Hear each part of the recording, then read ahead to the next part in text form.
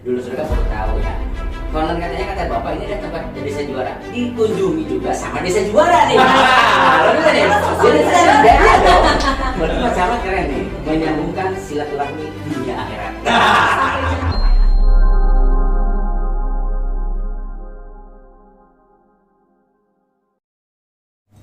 Halo dulu keluarga, Sampurasun. Senang sekali bisa berjumpa kembali dalam podcast Keluarga TV. Ketemu lagi bersama saya, Anggita Shirley, dan Saya Ampe Ferdi. ya, kali ini kita kedatangan tamu yang jauh-jauh datang dari Probolinggo, Jawa Timur ke Cibiruetan nih, Kak. Iya, betul sekali. Nah, dan dulu keluarga, hari ini kita yang duduk di sini nih, Iya, gimana? di tempat kita ini bukan tamu kaleng-kaleng loh. Wah, keren banget ya. Kita sama beliau ya. Nah, ini di samping saya ini ada Ketua BKAD dan di samping kita ada Pak Camat ya Pak. Nah, kayaknya kalau seandainya perkenalan lebih enak empunya dulu ya Pak ya. Baik, mungkin dulu keluarga kita mau izin Bapak bisa memperkenalkan dulu nama dan jabatan. Nanti mungkin lanjut ke Bapak juga. Siap. Setelah perkenalan nanti baru kita ngobrol-ngobrol Pak. Baik. Monggo Pak, silakan. Salam kenal. Assalamualaikum warahmatullahi wabarakatuh. Waalaikumsalam. Sampurasun. Rampes. Perkenalkan, nama saya Bambang Heri Wahyudi, Esos MSI, biasa dipanggil Yudi. Saya camat Krejengan sejak 2022 kemarin. Ya, masih baru di sana. Oke. Jadi itu saja ya. Luar biasa. Biar penasaran Pak. Dari Kabupaten Probolinggo. Probolinggo. Oke, baik ya. Nah, selanjutnya Git. Ada Bapak, silakan untuk Siap. perkenalan diri Ya. Pak. Baik, terima kasih. Assalamualaikum warahmatullahi wabarakatuh. Waalaikumsalam. Sampurasun. Rampes. Ya, perkenalkan, nama saya Nurul Huda, Kepala Desa Krejengan, Kecamatan Krejengan, Kabupaten Probolinggo. Dan alhamdulillah saat ini kami diamanai sebagai Ketua BKAD di Kecamatan Krejengan. Oke, baik. Nah, itu tadi kita sudah perkenalan para pejabat terkait. Tepat ya? Betul sekali. Terus kita sudah perkenalan, boleh langsung ngobrol aja. Iya, langsung Penasaran saja. kayaknya ya. Bangga. Oke Pak, tadi kan bilang Bapak jauh-jauh ya Pak dari Probolinggo di Jawa Timur ke Cibiruetan. Cibiruetan. Sebetulnya hari ini dalam agenda apa nih Pak? Silakan Pak. Silakan Pak. Jadi tentunya kita mengawali dengan silaturahmi karena jauh-jauh ke sini kita nyari saudara sebetulnya. Iya. Ya kalau ada bahasa Maduranya itu setretanan dunia akhirat kalau Keren nih. Artinya apa Pak? ya, kita ingin bersaudara baik di dunia maupun di akhirat. Subhanallah. Artinya kita bisa saling sharing, ya, saling mengisi, saling berbagi apapun, dan saling mengingatkan Betul. untuk kebaikan. Luar biasa. Betul. Nah setelah itu kami mendengar dari teman-teman bahwa di Cibiruetan ini luar biasa. Ini ada segudang potensi di dalamnya, ya, juara lomba desa tingkat kabupaten maupun provinsi, juga terutama yang menarik itu nominator di sebagai desa yang korupsi ya, Anti anti korupsi. Ya. Nah, ini yang menarik karena kita lagi gencar-gencarnya ke sana di Kabupaten Probolinggo. Wah, luar biasa. Pada umumnya. Di beberapa desa kita sudah kunjungi, termasuk di Jawa Timur sendiri, di Banyuwangi. Ya sekarang giliran kita agak jauh-jauh ngopinya lah.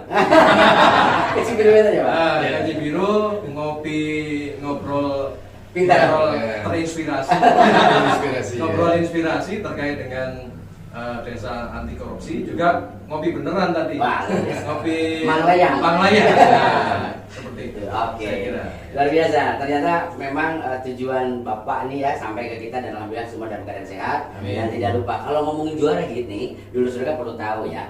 Konon katanya kata Bapak ini ada tempat desa juara. Dikunjungi juga sama desa juara nih. Lalu nih, jadi saya beda dong.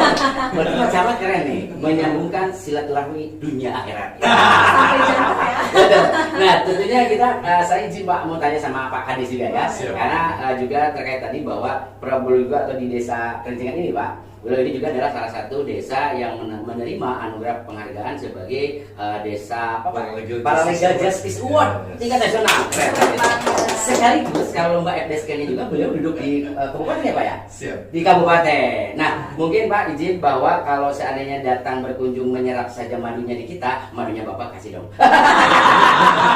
Jadi Pak, silakan berbagi sering Pak untuk dulu keluarga. Siap, baik, terima kasih. Pertama saya ucapkan puji syukur ya, alhamdulillah kami bersama rekan-rekan terutama dibimbing oleh Pak Camat, pimpinan kami bisa silaturahim ya, bisa belajar bareng, terutama kami karena kami melihat di sini bukan hanya potensi tapi juga prestasi yang sangat luar biasa di Cibulu Wetan ini. Jadi kami tidak ada apa-apanya. Artinya bukan persoalan juara, tapi kami melihat bagaimana peran pemerintah desa dalam memberikan pelayanan terhadap masyarakat itu sangat luar biasa. Bahkan hampir semua sisi, semua lini, bahkan dari semua sektor yang ada di pemerintahan desa termasuk di masyarakat kita ini sangat luar biasa, sangat luar biasa. Jadi kami sangat terinspirasi dari rekan-rekan pemerintahan desa di desa Cibulu Wetan ini. Memang ada beberapa hal mungkin bisa kami sharingkan ya dengan sementara ini di desa kami, terutama di desa Grejengan. Satu, saya tertarik dengan apa yang disampaikan oleh Ketua BPD atau Wakil Ketua BPD, sinergi antar lembaga.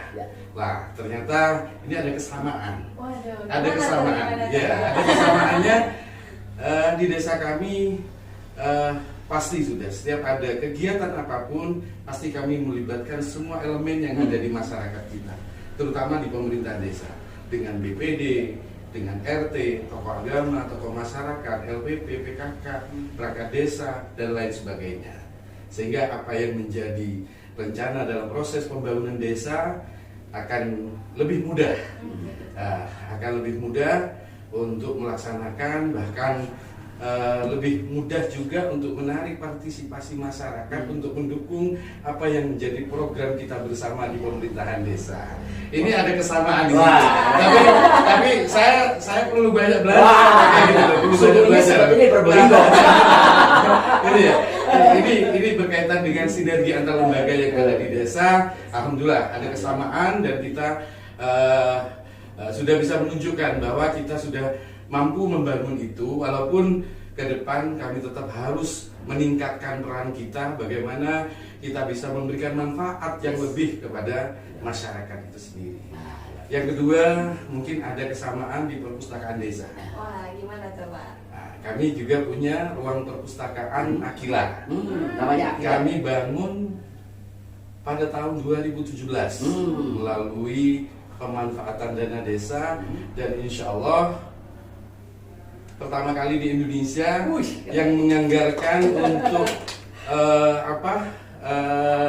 ruang literasi, perpustakaan, ruang perpustakaan termasuk biaya operasional terhadap pustakawan di perpustakaan desa. Ada operasionalnya Pak ya? Ya, itu kami memanfaatkan dana desa. Ya. Sehingga kami waktu itu sering ngisi acara juga di waktu itu kita bekerja sama dengan Perpuseru ya. Tingkat nasional. Jadi alhamdulillah kami ada perpustakaan desa yang alhamdulillah sampai sekarang berjalan dengan baik. Kalau boleh nyeletuk, boleh. Lahannya perpustakaan itu ada lahannya Pak Kepala Desa secara pribadi yang diwakafkan. Dedikasi sangat tinggi sekali ya. Asetnya desa. Ya, saya menyeletuk juga nih. Sebelum ke Pak Kades. Saya yakin dulu warga, Pak Kades mau selain niat yang tulus, Pak Camat gimana kiatnya biar dia bisa mau ngasih. Ini sebetulnya dari beliau. Wah, luar biasa. Saya berpikir begini, membangun desa itu tidak ansih pada pembangunan fisik, tapi juga membangun sumber daya manusia. Yang kedua, kenapa kami tertarik untuk membangun ruang perpustakaan desa? Karena perpustakaan itu tidak hanya tempat untuk meminjam buku, mengembalikan buku, bukan hanya ruang untuk membaca, tapi bagaimana perpustakaan itu menjadi pusat berkegiatan masyarakat. Luar biasa. Literasi ada di situ ya Pak ya. Paling tidak ada konsep gerakan literasi untuk usia. Wah, Ya. cakep. Jadi ternyata banyak impact yang dirasakan oleh masyarakat dari berkegiatan di perpustakaan desa, baik perpustakaan digital maupun dengan baca buku seperti itu. Jadi banyak impact yang dirasakan oleh masyarakat itu Nah, sendiri. saya penasaran nih sebetulnya nih ya. Karena di sini juga baru nih, kan? Iya, betul. Mungkin kita bisa belajar gitu. Tadi sama katanya Git, sama-sama punya perpustakaan, tapi beda loh. Oh. Misalnya 2017 kami baru mulai. Penggunaan digitalnya, perpustakaannya sama 2017, tapi disambung. Lanjut Git sekarang. Nah, kalau misalkan kan terutama banyak ya yang mungkin perpustakaan ada tapi mungkin hanya kurang banyak peminatnya dan lain sebagainya. Gimana sih mengaktifkan si perpustakaan itu tapi juga menghidupkan nggak cuman anak-anaknya doang tapi juga menghadirkan gitu. Itu salah satu tantangan kita karena selama ini hasil penelitian ternyata masyarakat kita, terutama di desa kami, di masyarakat kami, untuk minat baca itu memang menurun. Indonesia Pak itu Pak. Oh gitu ya. Saya kira di desa kami saja ya. Ternyata Indonesia gitu ya. Ini tantangan bagi kita bagaimana kita memberikan layanan, bagaimana sekiranya minat baca masyarakat itu betul-betul bisa diharapkan seperti itu. Nah, oleh karena itu, makanya konsep perpustakaan tidak hanya untuk tempat membaca, mengembalikan buku dan meminjam buku, tapi juga menjadi pusat berkegiatan masyarakat. Salah satu trik yang kami lakukan waktu itu juga pada tahun 2017 kami juga membaca karena potensi termasuk minat baca masyarakat itu sudah mulai menurun. Kami coba membangun di sebelahnya itu satu ruang paralegal, ruang konsultasi hukum gratis untuk masyarakat. Menarik nih. Ruang konsultasi hukum untuk masyarakat, dan kebetulan kami bekerja sama dengan beberapa perguruan tinggi, terutama dengan Fakultas Hukum, dan alhamdulillah kami selalu dapat perhatian, bahkan ada timbal balik, karena kebetulan kami juga, mohon maaf, kami juga ngajar di Fakultas Hukum. Nah, ini kuncinya pas betul. Ada kesempatan bagi adik-adik mahasiswa belajar di situ. Iya. Belajar bagaimana bisa memberikan advice terhadap masyarakat yang menghadapi permasalahan hukum. Cuman kami di ruang paralegal tidak seperti lembaga bantuan hukum pada umumnya mendampingi sampai di persidangan, tapi bagaimana dalam kegiatan di ruang paralegal itu tetap mendekatkan